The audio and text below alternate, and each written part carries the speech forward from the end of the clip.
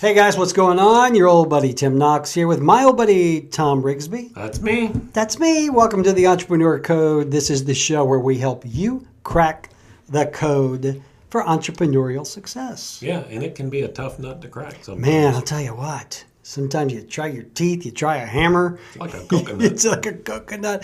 So I hope you're having a fantastic day. Hope everything is going your way business-wise. Yeah. What do you want to talk about this week? I thought it would be fun to talk about our unique selling proposition. Our the good old USP. USP. Explain to the folks what a USP is. So USP is a term. I don't even know who came up with the term. I think I did. Some smart fella. Oh, well, it wasn't you then. Anyway, it's what makes your business unique, right? Why would, if there's a field of 100 people providing the product or service that you provide, why would somebody buy from you? What makes is you your so special? unique selling proposition? What's Yes. the one thing? And I got to tell you, sometimes it's hard to determine that if you are in a very crowded field. Right. And Give us some examples of what a USP might be to a various business. free shipping. So the first mattress we talked last week, we talked about mattresses, buying mattresses online. We always seem to talk about mattresses. Imagine that. The first one I remember seeing, I think it was Casper, and this 100-night free trial at home. Well, now everybody's doing 100 nights. I mean, that's over 3 months. Who wants the mattress back after 3 months? Have you ever tried to return a mattress, though? No, and I'm not sure. What's how you the get one? it There's back a in the mattress that you box. order now, and it's like in a box, and you pull. It's like you ripcord a life raft or something. Get that stuff that You can back get it in back there. in the box. You You can send can. it back. You can. But that was their USP, right? Was Right. Look, if you're worried about buying it, Zappos was the Zappos same way. with shoes. Yeah. Nobody wanted to buy shoes online because my feet are special. You gotta Well, try you 'em know on. what? Get them, try them on. If they don't fit, no questions asked, return. Right? It could be in how you deliver it, how you package it, how you price it, How you deliver it. how you deliver it. All of those things could create something unique about your business or your take on the business that makes you stand out. Last week we were talking about Trash Panda marketing. Maybe it's We decided that it was brilliant. We started the show really kind of dogging it, yeah. but by the end we were like, "That's pretty that's freaking not smart." so bad. Yeah. So Maybe that's our new what thing. makes Is you stand out. Trash Panda your business Yeah. is the new thing. So, all right. For example, All right. I own a real estate company. Yep. Real estate has been done basically the same way for eons. We decide to disrupt it a little bit, so we do a flat fee listing structure, Right. and that is our unique selling position because we will list a home and save the homeowner money. Right. That is our unique selling position. So other realtors, basically, again, it's kind of one of those industries where everything it kind of governs itself. Nothing is really set in stone, but it's just been done the same way for so long. Well, every business is that way to some extent. You take fast food, right? The counter, go up to the counter, pay, wait, take your food, walk away. Well, Try to eat it. try to eat it. Then you got apps, right? Oh, I can order. And I remember thinking, the first app I saw, I'm like, why would I do that? I'm going through the drive-through. Why would I order ahead of Why time? would I order ahead of time? Yeah. Now you've got kiosks where you don't even have to talk to anybody. Just go over and stab the screen a couple of times and swipe the cart, and they bring you your food. Right. So, but things evolve over time. Whether it's real estate, fast food, restaurant business, coaching. Two things that I do that are unique for me in my coaching practices. One is, this one will shock you, 100% money back guarantee. Yeah. Yeah. All you have to do is give me all your completed homework and I'll give you all your money back. Let's talk about that. Because this is kind of like returning a mattress. Okay. There is a guarantee. Yeah. You can return the mattress if you're willing to go through If you can the get it back in the steps box. to do so. Right. But when you providing a service like you do, Yeah. I can see you having to put rules on it because people a lot of times will just not do the work. Right. And so if you didn't do that, you would be opening yourself up to what I would think would be unreasonable requests for refunds. Right. So you either have to price your product below the point where it's just an impulse buy, and they're willing to just let that go, or as in my case, kind of protect myself on the returns. And I'm perfectly happy. If you did all the work and you didn't get the result that I promised you, I don't want your money. Right. I'm in this engagement to help you get a result. If we didn't do that, then you need to get your money back because I didn't do my part. The reality is that in my years of experience of doing this, what I have seen is that the people that don't get the result are typically the ones that don't do the homework. Right. And so it's not so much, I caught you, you didn't do your homework. It's like, look, I mean, this is your result, not mine. If you want it, then you've got to do the work. And if you don't, and you don't do the work, right. How can I help you? Yeah, yeah. Right? So basically the USP, the unique selling proposition, is that thing or things that you do differently or better than your competition. It's the thing that if your store was here and my store was there, the USP is what would drive that customer into which store. So that's an interesting one also, because in that case, the USP might be which side of the road you're on. That's exactly right. You'll notice Starbucks are always located on the side of the road with the flow of morning traffic. On the inbound side. Yeah. Because that's when people want to get coffee. Right? If you're a pizza place, you want to be on the outbound side because people stop on the way home to get dinner. And I've seen this. I had this example. I had a client call me up, coffee shop right across the street from a very successful coffee shop. And he's like, look, and we sat in his dining room and looked across the road at the other one. And I said, let me come back in the morning about 7 o'clock, 7:30, and we'll do this. And we did, and sure enough, steady stream. Yeah. And I said, I just pointed out, look, that's an easy off the road, go through the drive-through, back on the road. Right. They got to turn left to get into your place. They don't want to do that. Right. They've got to cross traffic. And in this case he did, even if you have a superior product, in my opinion, I'm not turning left to come get it. Well, people buy a lot of the times for the convenience. It's really convenient for me to turn right into Starbucks than to cross the street and go to Joe Muggs. Right. Right? But if I'm at, Books A Million is gone now. It's now 2nd and Charles.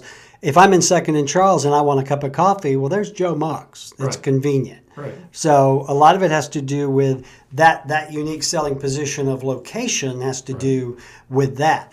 The other things might be, maybe to compete with that, you do morning discounts or you give away mugs or something to that. But that's the thing we're talking about is what is your USP? Why should people do business with you over everyone else? And one mistake that a lot of entrepreneurs make is they base their USP on price. Terrible. And try to cut the price. So that is singularly, I wanted to say uniquely, that is singularly the worst thing you can do. Compete on price? Is compete on price. Because it's a no-win game. Right. You cannot win. Somebody is always going to be able or willing to do it cheaper than you are. Right. And if you think you're going to make it up in volume, you're wrong.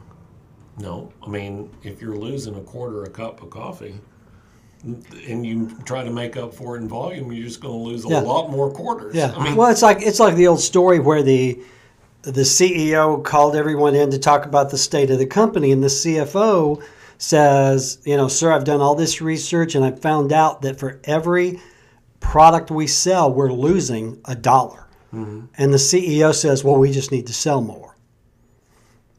Yeah. Yeah. So when you compete on price, you are, first of all, it's a no-win contest. Second of all, you are admitting to the market that you're no different than everybody else. Sometimes the market thinks you're inferior. if you lower your price. Well, there's that. It's perceived value. That goes back to the perceived value that we talked about a couple of weeks ago. Mm-hmm. If I said that I had a used car for sale and told you it was $150, you would likely say, what's wrong with it? Right. Because there's a perceived value. If my product price falls below that perceived value, people are going to assume something's wrong with it. If I offer life-changing coaching for $10 an hour, right, nobody's going to buy it. If I say I've discounted my life-changing coaching to $150 an hour, it's like, oh, okay. Mm-hmm. Well, that's more reasonable. Right. Because people, there is an expected value. Yes.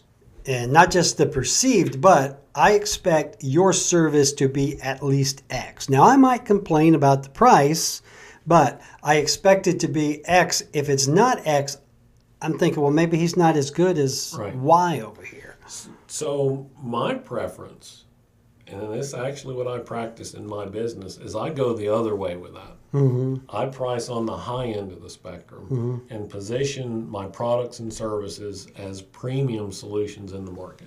Right. And then I still have to defend why they are premium solutions, but then I'm defending two things are different. One is I'm defending a higher price instead of trying to maintain a pricing floor. And the second is there's far fewer competitors to compete with at the upper end. Mm-hmm. It's because most people are afraid to compete up there. Right. It's kind of like the best analogy I heard is this thing about low-hanging fruit. Right? If everybody's trying to pick the low-hanging fruit off the tree, that means everybody's down here at the ground. I want to be up here in the top of the tree where, it's closer to the sun, the fruit's fresh. All those things. Yeah. And there's fewer people that bother to climb the tree. Right. Yeah. And I'm happy to do that. Yeah. But again, it goes back to that perceived value. If you say, okay, I'm not going to bargain basement my coaching. My value is here, and that's where it's going to be. And if you see my value, then let's do business. If you don't see my value and you're shopping on price, we're probably not a good fit anyway. Right. So we're kind of getting into a discussion of pricing. We always seem to. We always seem to come back to that. For what I do, for what anybody does, right? First, we have to remember that value is in the eye of the buyer.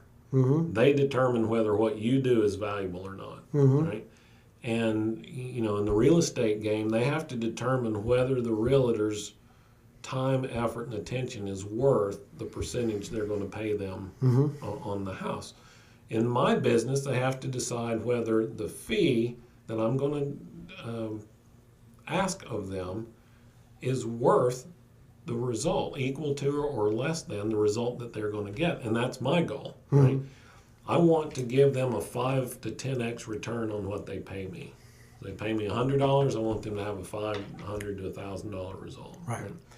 And so, but they are the ones that determine whether that is true or not.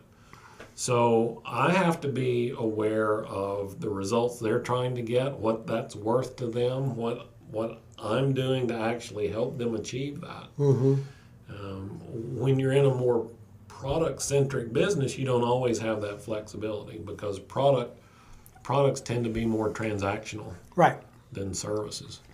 And when you're in a product business like that, there are only so many ways you can differentiate yourself. Right.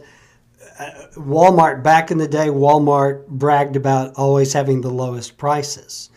And they learned that they were going to go out of business with the lowest prices. And then their slogan became, save money, live better. Right. It's kind of a kumbaya moment. I mean, take Amazon. We talked about Amazon a couple of weeks ago, too. But you take Amazon as an example. I'm starting to do my Christmas shopping, so I'm doing a lot of Amazon browsing right now. You can find one product listed by 10 different suppliers. Right. And they're all within a couple of cents of the same price. So really, what's the distinction? Right? So in a product, if I have a particular brand of smart switch I want to buy, turn my lamps off and on, or smart thermostat. Did your clapper wear out? Yeah, well, the kids all grew up and moved. That goes out back of to the the house. trash pan. And clap on, clap off. Your kids moved out. That's great. Go turn the light off. Yeah, I always said I was my dad's remote. Change the channel. Change the channel. Well, You only had 3 channels. It didn't take channels. long. Yeah. It was all the way that way, Mm-hmm. all the way that way, and then one more turn. And then we got a new channel, and it was further. Just kind of screwed everything up. And then if the knob broke, you just use a pair of pliers. We had one of those. Yeah, we did too. So now I forgot where we were going with that. We were talking about something. Not quite sure what it was, but no. You were talking about the pricing, making a differentiator. We were talking about Walmart and Target. Right. So Amazon. Here we go. See, You're we can welcome. recover. So Amazon, same product by different suppliers on Amazon. So if you're wanting the price, and they've really, as an arbitrage business, Amazon's really taken all those distinguishing factors away for products. Right. It really is about a price competition. So now what you see on the lot is, here's the main product plus accessories. Mm-hmm. Or here's the main product and we'll give you a 3-year warranty instead of a 2-year Right. warranty. But those are all examples of what those suppliers are trying to do to differentiate themselves. Sometimes they can do it with reviews. Right. That's the one thing that I look at. If I type in something and there's 20 vendors selling it and the prices are pennies apart, Right. I will always go to the one that has the highest number of reviews. Yep.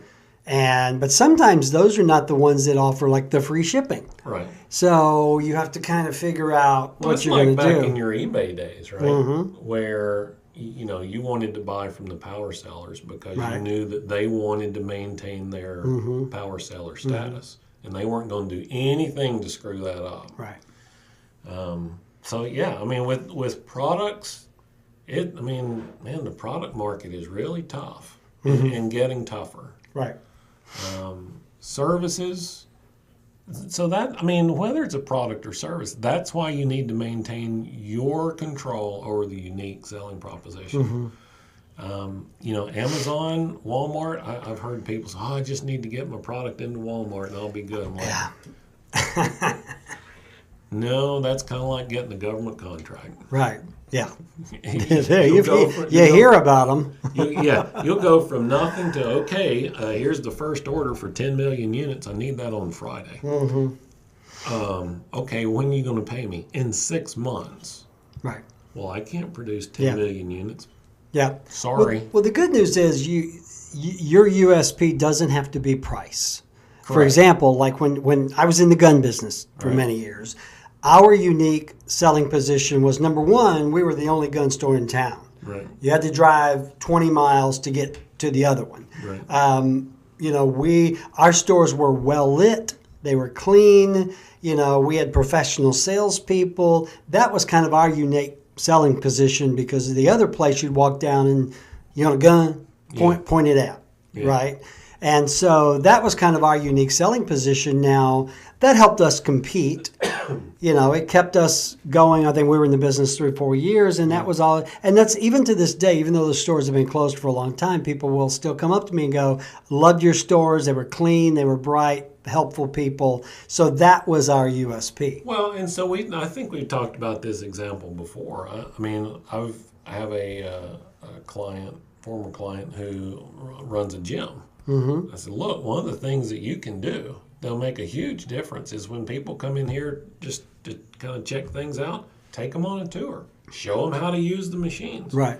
Because one thing that people here don't want is to look stupid not knowing how to use a machine. Yeah. Right? Like, oh my God, what is Standing that there reading the tag. Right, Yeah. reading the instructions, I mean, you're a real gym rat, aren't you? But, just in that, who is it that's got the no judgment zone? Planet Fitness. Sorry. Planet Fitness, right? They've really taken that and run with it. And that's one of their USPs, that and price. Well, you know what? Let's talk about Planet Fitness. All right. And this is just my opinion. Please don't sue me. This is just what I think. Okay. It is a no judgment zone. That's Yeah. that's their USP. But they're also very inexpensive gym memberships. Yep. And I believe, and I could be wrong, that Planet Fitness's model is based on folks getting that gym membership and paying like $10 a month so they can say they have a gym membership And then not- without really ever going. And like, for example, like my daughter had a Planet Fitness membership. She never went. She went to somewhere else. I'm like, well, why don't you cancel? She said, it's $10 a month. Yeah. So I would be really interested in seeing, and I could be wrong, the number of members they have that actively use the gym and how long they stay. I think it's brilliant. Well, We're going to make cheap gym memberships for people who want to say, I have a gym membership. it's definitely interesting. I think I'm right. It could It's be. brilliant.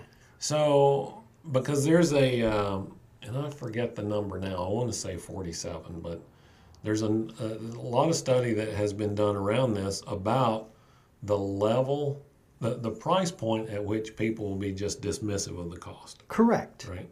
And those monthly recurring charges, somewhere in that $37 to $47 range. If it's below that, Like a $10 gym membership. Yeah, kind of like your daughter, right? It's like it's not even worth the hassle of going in there. I got to go down there. I got I'll to just fill out wait a till my debit form. card It's only expires $10. Yeah. So,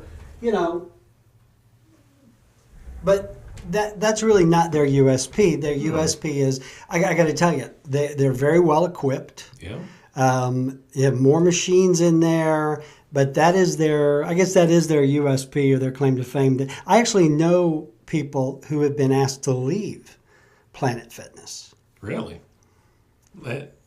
Because one Like grunting too loud. today? Really? Well, not today. I've been here with you all Well, I day. don't mean like No. today, but, No, but you have to leave for the rest of the day If or you give go, me your key card.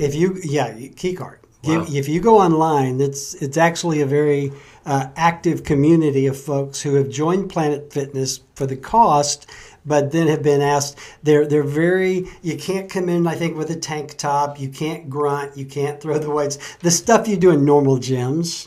That's why I say that, because Yeah. it's not a normal gym, but they're making way more money than I am. So who am I? Well, okay. So to our point that we're talking about today, though, it's definitely they have tapped into a perceived value, Right. right? I mean, their market. They've the created market they're gyms for trying to reach- people who don't want to go to the gym. Right.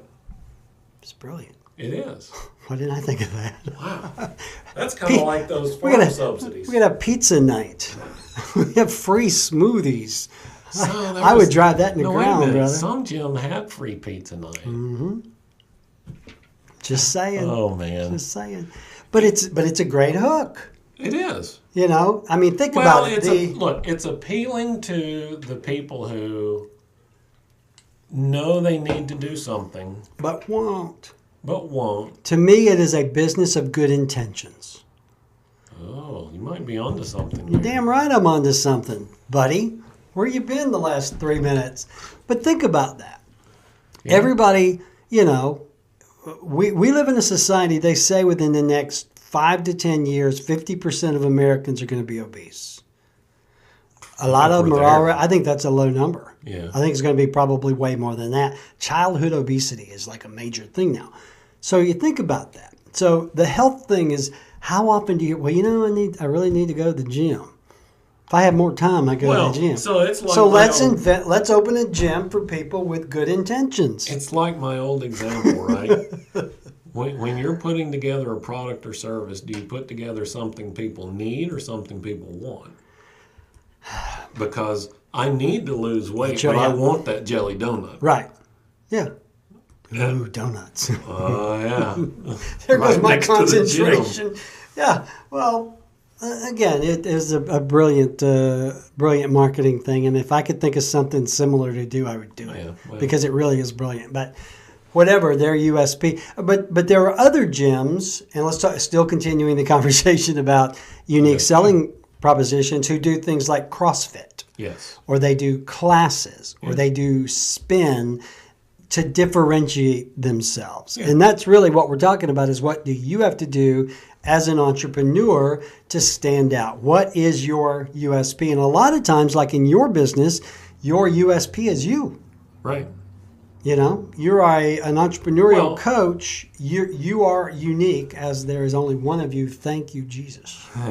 And so that leads me to the other thing that I do, the other component of my USP, which is 24/7 access. So if I call you in the middle of the night, you're going to answer? You can call me 24 hours a day, 7 days a week. Try that. Will not guarantee I'll answer. But See, you can there's call me. that out. So, but here's the point, right? For me, and this is exactly the way that I explain it to my clients. Look, you get 24/7 access. To the extent that I can, I'll always answer the phone. Right.